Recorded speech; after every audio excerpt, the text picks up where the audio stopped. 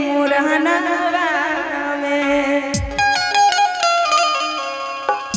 के नाना के ने उतार लिए आनानी के अबेल कहलिए मुरहनवा में कि तैयो नहीं अइले नानी हर जइया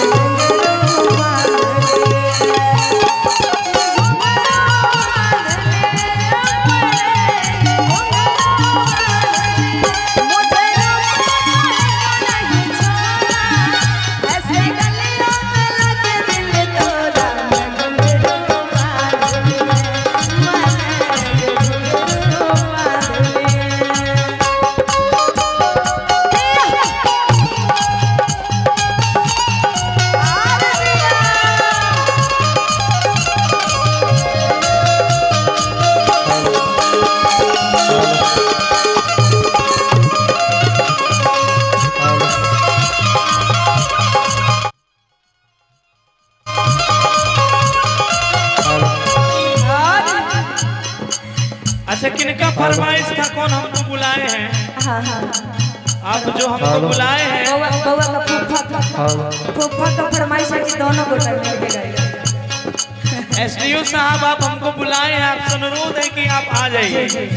आ जाइए स्टूडियो जी जल्दी से आइए। तब तक के फोन कर